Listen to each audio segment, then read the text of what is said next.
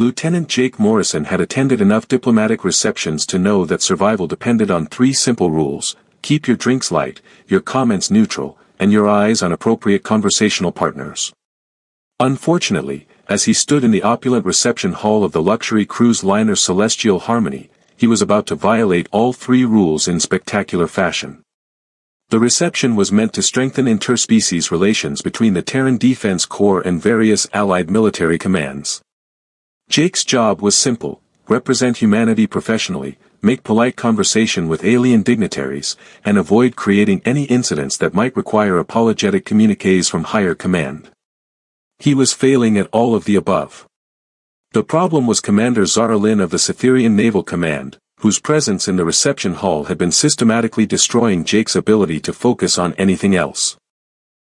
The Cytherians were known throughout the galaxy for their striking appearance: tall, elegant beings with skin that shifted through subtle color changes based on their emotional state. Their pointed ears and angular features gave them an otherworldly beauty that had made them favorites in interspecies cultural exchanges. Zara Lynn embodied all of these characteristics and more. She moved through the crowd with the fluid grace of someone accustomed to command, her ceremonial uniform perfectly tailored to show off a figure that belonged in classical sculpture. Her skin currently showed the pale blue tones that indicated professional focus, and her silver hair was arranged in the complex braids that marked her high rank. Jake had been trying not to stare at her for the past hour, with limited success. "Impressive display of alien diplomacy, isn't it?" commented Lieutenant Sarah Kim, joining Jake at his position near the observation windows. She followed his gaze across the room to where Zara Lynn was engaged in animated conversation with a group of Centaurian trade representatives. "Yeah," Jake replied without thinking, his brain apparently deciding to take a vacation at the worst possible moment. "Especially that Cytherian commander's ass, it's absolutely perfect." The words hung in the air like a plasma grenade with a faulty timer. Jake's brain came screaming back online just in time to register that the conversation around them had died, that heads were turning in their direction, and that he had just committed what was possibly the worst diplomatic faux pas in the history of interspecies relations.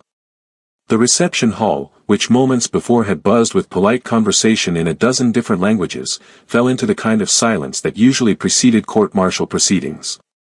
Jake could feel the stares of every diplomat, officer, and dignitary in the room boring into him like targeting lasers. "Oh no," Sarah whispered beside him. "Oh, Jake, no. Please tell me you didn't just..." "I did," Jake said faintly, watching as Zara Lynn slowly turned around to face him. Her skin was shifting through color changes he couldn't interpret, and her expression was unreadable. "I definitely just did." The Cytherian commander studied him from across the room with the kind of intense focus that Jake associated with predators selecting their prey. Her pointed ears were tilted forward in what he hoped was curiosity rather than homicidal intent, and her eyes, large and dark with flecks of silver, seemed to be cataloging everything about him for future reference. Jake considered his options. He could try to apologize, though that would require crossing the reception hall under the stares of several dozen witnesses. He could attempt to flee, though that would probably trigger an interspecies incident and definitely end his career. He could faint, which was looking increasingly attractive as a viable escape strategy. Before he could decide on a course of action, Zara Lynn began walking toward him. The crowd parted before her like she was generating her own gravitational field, and Jake noticed that her skin had shifted to a warm golden tone that he suspected meant something significant in Cytherian emotional communication. She stopped directly in front of him, close enough that he could catch the subtle scent of something like cinnamon and starlight that seemed to surround her. Her height meant that even in his dress uniform boots, Jake had to look up slightly to meet her eyes. "Lieutenant Morrison," she said, her voice carrying the musical quality that made Cytherian speech so distinctive. "I believe you have something to say to me." Jake's mouth opened and closed several times without producing sound. Every diplomatic protocol he'd ever learned had abandoned him, leaving him with nothing but the certainty that he was about to become a cautionary tale taught at military academies for the next century. That is. "Commander, I sincerely apologize for my inappropriate comment," he finally managed. "It was unprofessional, disrespectful, and accurate." Zaralyn interrupted, her skin shifting to a deeper gold that seemed to glow in the reception hall's lighting. Jake blinked. I'm sorry, what? Zaralyn smiled, revealing teeth that were slightly sharper than human standard, and Jake felt his heart rate increase for reasons that had nothing to do with fear. Your assessment of my posterior anatomy. Was it accurate? The reception hall was so quiet that Jake could hear his own heartbeat. He was dimly aware that several diplomats had pulled out recording devices, as if they wanted to document what was clearly going to be either a historic moment in interspecies relations or the most spectacular career implosion in military history. Yes. Jake said, the word coming out as more of a question than a statement. Excellent, Zaralyn replied, her smile growing wider. In that case, Lieutenant Morrison, since you seem so interested in Cytherian anatomy, perhaps you'd like a private lesson in our cultural practices. The words carried clearly across the silent reception hall, and Jake heard several gasps from the assembled crowd. Ambassador Chen from the Centaurian delegation looked like he was taking notes. A group of Altoiran naval officers had started what appeared to be a betting pool. Are you? Jake struggled to process what was happening. Are you seriously propositioning me? In front of the entire diplomatic corps? Zaralyn's laugh was like music, bright and genuine. Oh, Lieutenant, you have so much to learn about Cytherian culture. What I'm doing is called combat flirtation, a time-honored tradition among my people for determining romantic compatibility. She stepped closer, her skin now showing swirls of gold and silver that were genuinely mesmerizing. Your crude but honest comment about my physical attributes has initiated what we call the trial of direct desire. If you're brave enough to continue, we'll discover whether your interest goes deeper than surface attraction. Jake looked around the reception hall, taking in the fascinated stares of dozens of witnesses, the barely suppressed excitement of diplomats who were witnessing something unprecedented, and the growing crowd of military personnel who seemed to be treating this as better entertainment than anything they'd seen in years. And if I'm not brave enough? He asked. Zaralyn's expression grew predatory, her skin shifting to deeper tones that seemed to pulse with inner light. Then you'll spend the rest of your life wondering what you missed when you had the chance to court a Cytherian commander. Jake felt a reckless grin spreading across his face as he realized that his embarrassing verbal slip had somehow evolved into the most interesting challenge he'd ever been offered. Commander Zaralyn, he said, straightening to his full height and meeting her eyes directly, I accept your trial. The reception hall erupted in applause, cheers, and what sounded like several different species equivalents of wolf whistles. Jake found himself looking into Zaralyn's eyes, seeing approval and something that might have been anticipation swirling in their silver-flecked depths. Excellent, she said, extending her arm in a formal gesture he recognized as a Cytherian invitation to partnership. Let the trial begin. As Jake took her arm and felt the warmth of her skin through the ceremonial fabric of her uniform, he realized that his tendency to speak without thinking had just gotten him into the most interesting trouble of his life. And judging by Zaralyn's smile, she intended to make sure he remembered every moment of it. What Jake had initially assumed would be a private conversation turned out to be very much a public performance. Zaralyn led him to the center of the reception hall, where she gestured for the crowd to form a circle around them. The assembled diplomats, officers, and dignitaries arranged themselves with the eager anticipation of spectators at a sporting event. For those unfamiliar with Cytherian customs, Zaralyn announced, her voice carrying easily across the hall, combat flirtation is both courtship ritual and intellectual duel. The participants engage in escalating verbal challenges designed to test compatibility, creativity, and courage. Jake felt sweat beading on his forehead as he realized he was about to participate in an alien mating ritual in front of half the diplomatic corps. Commander, when you say combat flirtation, exactly how much combat are we talking about?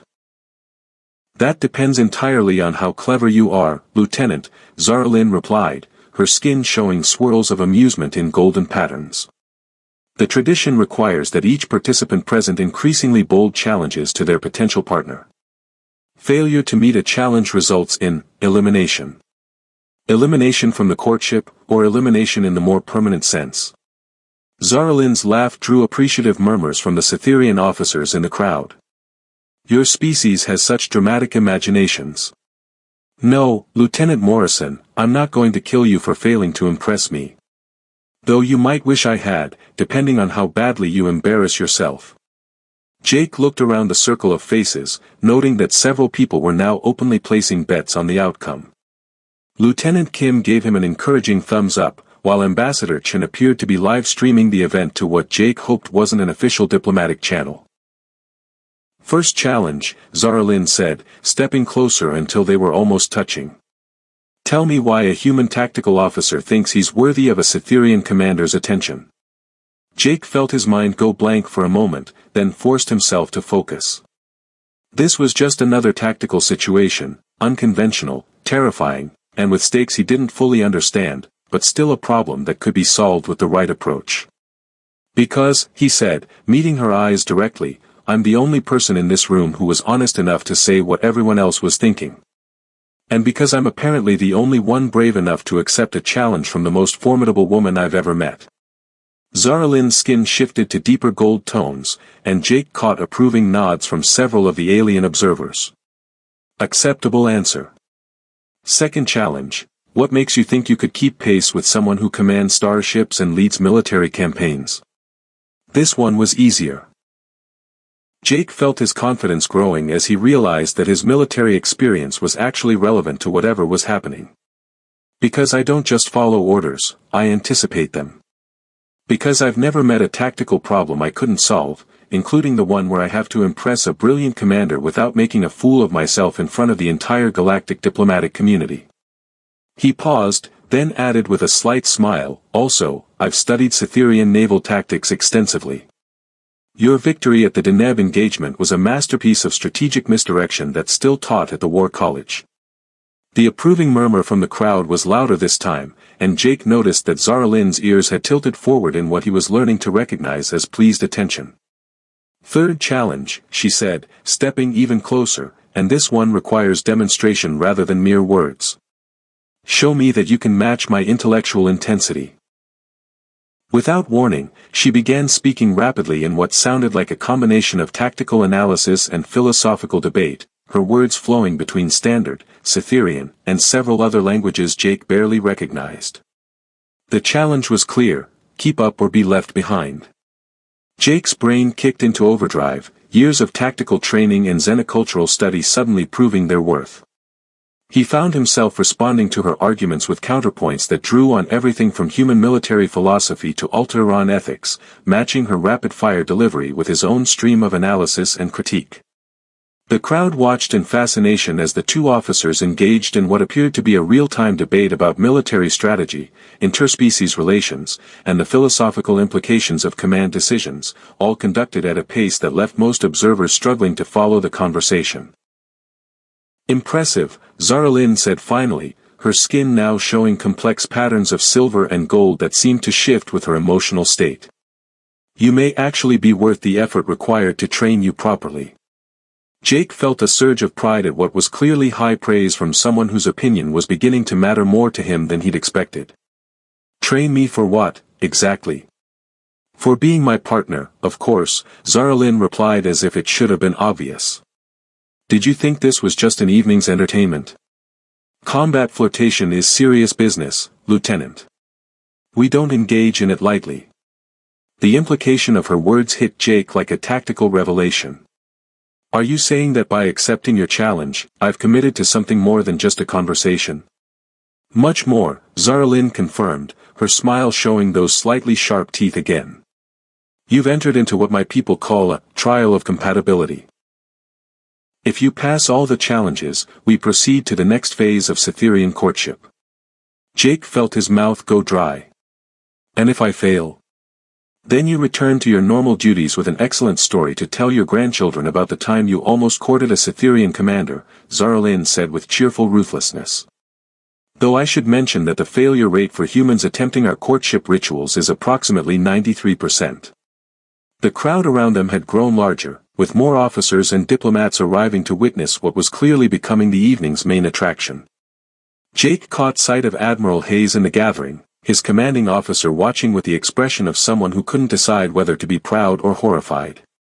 Fourth challenge, Zara Lynn announced, raising her voice to address the entire assembly. This one tests emotional courage. Lieutenant Morrison, tell me something true about yourself that you've never told anyone else. The request hit Jake like a tactical surprise, the kind that could win or lose entire engagements depending on how quickly you adapted. He looked into Zara Lynn's eyes, seeing something deeper than mere curiosity, a genuine desire to know who he was beneath the uniform and the professional competence. I joined the military because I was afraid of being ordinary, he said quietly, his words carrying clearly in the attentive silence. I wanted to matter, to make a difference, to be someone worth remembering. But until tonight, I never thought I was interesting enough to capture the attention of someone extraordinary. Zara Lynn's skin shifted to patterns Jake hadn't seen before, deep gold shot through with silver spirals that seemed to pulse with inner light. And now? Now I'm terrified that I might actually be worth your attention, Jake admitted with an honesty that surprised him. Because that would mean I have something to lose. The response from the crowd was immediate and appreciative. Even the alien dignitaries who didn't fully understand human emotional expressions seemed to recognize the significance of what Jake had revealed. Zara Lynn stepped forward until they were almost touching, her voice dropping to a tone that somehow still carried to every corner of the hall. Fifth and final challenge, Lieutenant Morrison.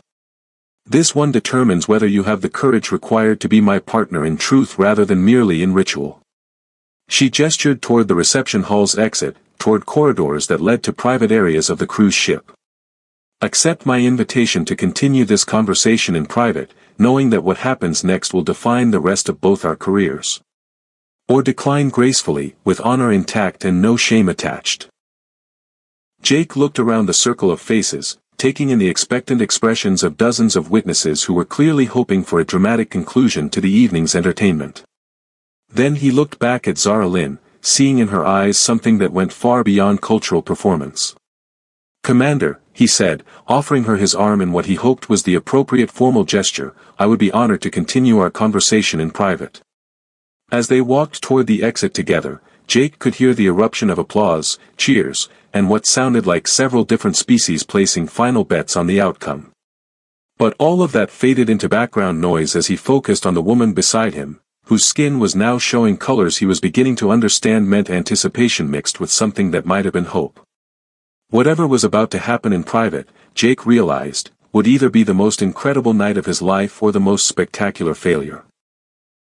Either way, he was committed now, to the trial, to Zara Lynn, and to discovering whether courage could bridge the gap between species, cultures, and two people who were both terrified of being ordinary. The observation deck of the Celestial Harmony offered a panoramic view of the stars, the vast emptiness of space broken only by the distant glow of nebulae and the running lights of escort vessels maintaining protective formation around the cruise liner. Jake stood at the viewing port beside Zara Lynn, both of them having shed the performance aspects of their public interaction for something more genuine and infinitely more dangerous. So, Jake said, breaking the comfortable silence that had settled between them, how badly did I embarrass myself back there? Zara Lynn's laugh was softer than it had been in the reception hall, more intimate. Her skin had settled into a warm golden tone that seemed to glow in the starlight. Actually, you performed better than most Cytherians would have in their first combat flotation. My people usually train for months before attempting the ritual. Your people usually don't accidentally initiate it by making crude comments about anatomy in front of the diplomatic corps, Jake pointed out. True, Zara Lynn agreed, turning to face him fully. But that's what made it interesting. Genuine spontaneity is rare in formal courtship. Most attempts are so carefully planned and rehearsed that they lose any real meaning. Jake studied her profile in the starlight, noting details he hadn't been able to see clearly in the crowded reception hall. Her pointed ears were delicately shaped, currently tilted in a way that suggested relaxed attention. Her silver hair caught the light in ways that seemed almost luminescent, and her angular features held a beauty that was both alien and somehow familiar. Can I ask you something? He said. When I made that comment, which, for the record, I am still mortified about, were you actually offended, or were you just intrigued? Zara Lynn considered the question seriously. Both, initially. The crude nature of your observation was jarring, but the honesty behind it was refreshing. Most humans I've encountered in diplomatic settings are so careful to avoid acknowledging physical attraction that they become almost sexless. You, on the other hand, clearly have no filter between your thoughts and your mouth. I'm working on that, Jake said ruefully. Though apparently not very successfully. Don't work too hard on it, Zaralyn replied, moving closer to the viewing port. Cytherians value directness. We find the human tendency to talk around subjects rather than addressing them directly to be frustrating. She gestured toward the stars beyond the transparent aluminum. In my culture, if you're attracted to someone, you say so. If you want to pursue them, you make that clear. If you're interested in a permanent bond, you don't waste time with subtle hints and coded language. Jake felt his heart rate increase. And when you said I'd entered a trial of compatibility, how serious were you being? Completely serious, Zaralyn said, turning to meet his eyes directly. Combat flirtation isn't a game, Jake. It's how Cytherians determine whether two people have the intellectual, emotional, and cultural compatibility necessary for a successful partnership. Partnership as in the kind of bond that lasts a lifetime, Zaralyn said simply. We don't engage in casual romantic relationships. When Cytherians choose a mate, we choose for permanence. The weight of that statement settled between them like a gravity well. Jake found himself reassessing everything that had happened in the reception hall, realizing that what he'd thought was flirtation and performance had actually been something much more significant. Zaralyn, he said carefully, I need you to understand that when I made that comment, I wasn't trying to initiate anything permanent. I was just admiring the view, if you'll forgive the expression. I know, she replied with a smile that seemed to hold depths he was still learning to read. That's what made it genuine.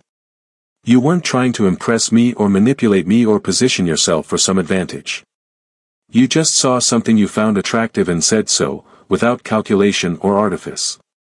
She moved closer, close enough that he could feel the warmth radiating from her skin. Do you know how rare that is, Jake? How unusual it is to encounter someone who responds to attraction with simple honesty rather than strategy. Jake felt himself being drawn into depths he hadn't expected. And now? What are we doing now? Now we're discovering whether that initial honesty can develop into something deeper, Zaralyn said.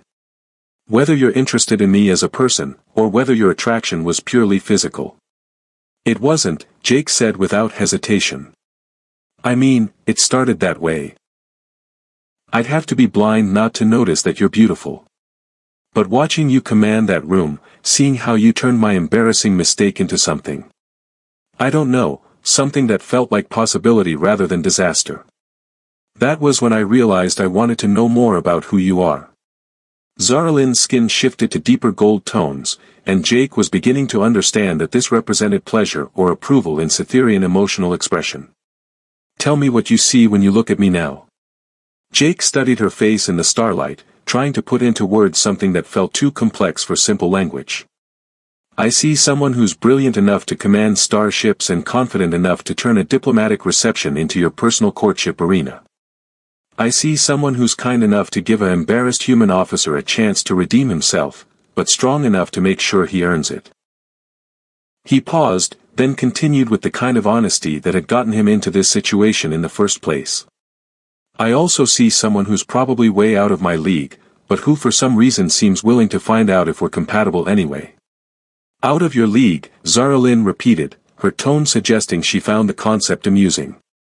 Jake, you successfully navigated combat flirtation with someone who's been training in it since childhood. You matched my intellectual challenges, showed emotional courage when I asked for honesty, and accepted a trial whose implications you didn't fully understand. What exactly do you think qualifies as your league? Jake felt a warmth spreading through his chest that had nothing to do with physical attraction and everything to do with recognition. Are you saying I passed your trial? I'm saying you've passed the preliminary challenges, Zaralyn replied with a smile that was both promise and warning. But Jake, I need you to understand what accepting my full courtship would mean. Cytherean bonds aren't just romantic partnerships, they're professional alliances, intellectual collaborations, and lifelong commitments to supporting each other's goals and ambitions. She gestured toward the stars again, and Jake realized she was indicating something specific about their respective careers. I'm being considered for promotion to Fleet Admiral, which would make me one of the youngest officers ever to achieve that rank in Cytherean Naval Command. The partnership I choose will affect not just my personal life, but my professional trajectory and political standing. And you're wondering if a human lieutenant is worth the complications that would bring to your career, Jake said, understanding beginning to dawn. I'm wondering if you're prepared for the complications it would bring to yours, Zaralyn corrected. Interspecies partnerships at our level of military service are unusual. There would be scrutiny, political considerations, cultural challenges that neither of us has experienced navigating. Jake looked out at the stars, thinking about everything that had brought him to this moment, his fear of being ordinary, his desire to matter, his growing fascination with the extraordinary woman beside him who seemed to see possibilities where he saw only complications. Zaralyn, he said finally, 6 hours ago, my biggest concern was avoiding embarrassment at a diplomatic reception. Now I'm being offered the chance to explore a relationship with someone who challenges every assumption I've had about partnership, compatibility, and what it means to find someone worth the risk. He turned to face her fully, meeting her eyes with the same directness she'd shown him. I can't promise I'll be good at navigating the politics or the cultural challenges. I can't even promise I won't embarrass you again with my spectacular lack of filter. But I can promise that if you're willing to take this chance, I'll do everything in my power to be worthy of it. Zaralyn's skin shifted to patterns Jake had never seen before, complex spirals of gold and silver that seemed to pulse with inner light. Jake Morrison, she said softly, are you formally accepting Cytherean courtship with all its implications and obligations? Jake felt the weight of the moment, the sense that his answer would define not just the immediate future but the entire trajectory of his life.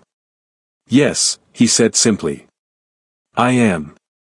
When Zaralyn kissed him, her lips warm and soft against his, Jake realized that his tendency to speak without thinking had just gotten him into the most wonderful trouble of his life. And judging by the way her skin was glowing in patterns that seemed to reflect starlight itself, she intended to make sure neither of them ever forgot how it all began. 6 months after the diplomatic reception that had changed both their lives, Jake stood in the Joint Tactical Command Center of the Terran-Cytherean Alliance, watching Zaralyn coordinate a complex military exercise that involved ships from 12 different species. Her promotion to Fleet Admiral had come through 2 months earlier, making her the youngest officer in Cytherean history to achieve that rank, and Jake had never been more proud of anyone in his life. Admiral, he said, approaching her command station with a tactical analysis datapad, the Altaïran cruiser squadron is reporting some difficulty integrating with the Centaurian defensive formation. Recommendations? Zaralyn looked up from her holographic displays, her skin showing the focused blue tones that indicated deep concentration. What does our human tactical perspective suggest, Major Morrison? Jake still felt a thrill at hearing his new rank.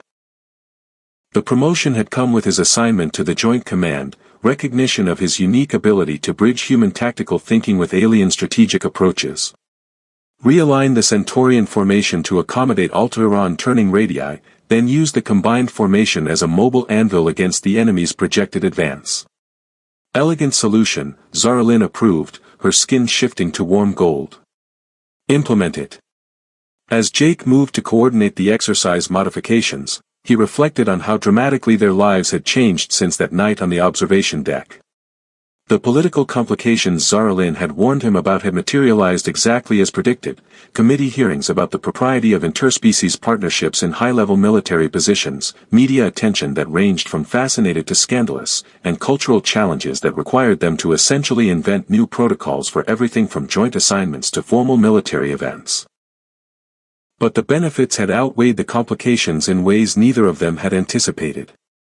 Their partnership had proven so effective that they'd become the template for a new kind of joint command structure, combining human tactical creativity with Cytherean strategic discipline to create military solutions that neither species could have developed alone. Major Morrison, called Lieutenant Commander Sarah Kim from the communications station, were receiving a priority transmission from Admiral Hayes. It's marked for both you and Admiral Zaralin. Jake and Zaralin exchanged glances, both recognizing that priority transmissions from high command usually meant either excellent news or significant problems. They moved to the secure communications booth, where Admiral Hayes's familiar face appeared on the holographic display. "Admiral Zaralin, Major Morrison," Hayes said without preamble, "I'm calling to inform you that your joint tactical innovations have been selected for implementation across all Alliance military commands. The Defense Council wants you to head the new interspecies military integration program." Jake felt his breath catch. The IMIP was something they'd proposed months ago, a comprehensive training program designed to help military personnel from different species work more effectively together. Getting approval for the program would mean recognition for their work on a galactic scale. "Sir," Zaralin replied, her skin shifting to colors Jake recognized as cautious optimism, "we're honored by the confidence, but that would require significant resources and authority levels that." "Which you'll have," Hayes interrupted with a slight smile. "The program comes with its own command structure, unlimited access to Alliance training facilities, and authority to work directly with military leadership from all member species." Jake looked at Zaralin, seeing the same mixture of excitement and apprehension in her eyes that he felt. "Admiral Hayes, what would this mean for our current assignments?" "It would mean you'd be working together permanently, developing and implementing the training protocols that will shape interspecies military cooperation for the next generation," Hayes explained. "It's essentially a blank check to revolutionize how Alliance forces operate together."